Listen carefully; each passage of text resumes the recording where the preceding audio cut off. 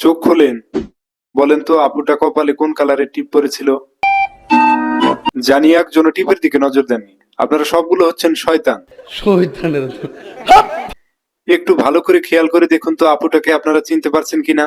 আপনাকে তো বুঝতে পারছি আপনাদের অনেক বয়স হয়েছে, আর এই বয়সে চেনার কথাও না। চিনবারই কথা। চলেন, কোনো সমস্যা নেই, আমি আপনাদেরকে চিনিয়ে দিচ্ছি। আজ থেকে 3.5 মাস আগে যদি আপনি রিভার্স করেন, তাহলে আপনার চোখের সামনে একটি মেয়ে ভেসে উঠবে, আর যে কিনা অন ক্যামেরায় সেনাবাহিনীর সাথে তর্কে জড়িয়েছে। এখন আমি যদি বলি এই মেয়ে আর এই মেয়ে দুইটা একই মেয়ে, এখন এই মেয়ে আর সেনাবাহিনীর সাথে তর্কে জড়ানো এই আপু দুজন একই ব্যক্তি, মেনে নিতে আপনার কষ্ট হবে? মিথ্যা কথা, আমি বিশ্বাস করি না। আপনি বিশ্বাস না করলে আমার কি, আমি কি আপনার বাড়িতে যাই ভাত খাই? হরেন মিয়া, এটা কোনো কথা? চলেন এবার আসল কথায় আসি। গত 3 মাস আগে আমাদের দেশে যে বড় আন্দোলনটা হয়েছিল, আন্দোলনের মধ্যে আমরা এবং যুবকরা চেয়েছিলাম সরকারি চাকরিতে কোটা সিস্টেমকে বাদ দেওয়া হোক, আর ওই আন্দোলনের মধ্যে আমাদের এই আপু ছিল। কিন্তু একটা দুঃখের বিষয় হচ্ছে আমাদের এই আপুটিকে সরকারি থেকে কোনো পদ পদবি দেওয়া হয়নি। তবে ওনাকে তো এখন কিছু একটা করে খেতে হবে, তাই না? তাই উনি মডেল হয়ে গেল এখন। কেন জানি তার বেড়া বেড়া কণ্ঠটা আমার আন্দোলনের সময় থেকেই ভালো লাগতো, কিন্তু আন্দোলনের পরে যে উনি মডেল হয়ে যাবে এটার জন্য আমি প্রস্তুত ছিলাম না।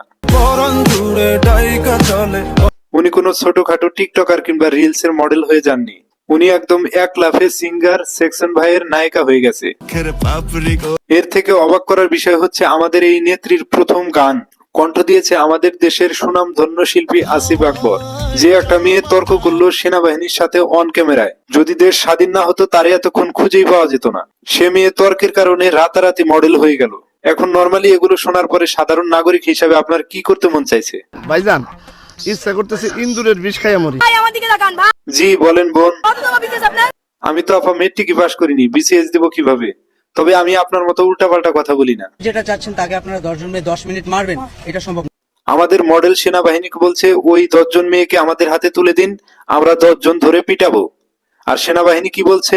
10টা মেয়ে তাকে 10 মিনিটের জন্য মারবে, এটা থানা আপনাকে ভার্ডিক্ট। আবার এটা নাকি পারমিশন দিছে আমাদের নেত্রীকে মডেলকে থানা থেকে। মোশাররফ ভাই, উল্টাপাল্টা বলা যাবে না, হাজার হলেও তিনি এখন মডেল। আহারে সকিনা, না মানে আমার গার্লফ্রেন্ডের কথা বলতেছি। যদি ওই সময় তুই আন্দোলন করতি, আজকে তুইও মডেল হয়ে যেতে পারতি।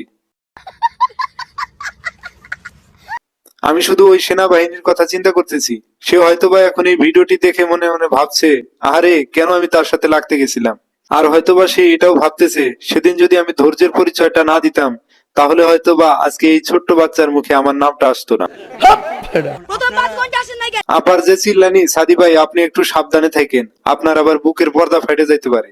বুঝলাম না, কানের পর্দা আবার বুকে আসলো কে?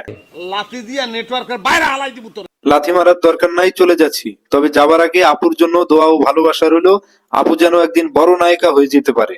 আর আমার তরফ থেকে আপনাকে একটা কথা বলতে চাই, আপনি একটু চিল্লা ভাল্লা কম করবেন, না হলে আবার ডিরেক্টর ভয় পেয়ে যাবে। তো ভিডিও আর বাড়াবো না, সবাইকে অসংখ্য ধন্যবাদ।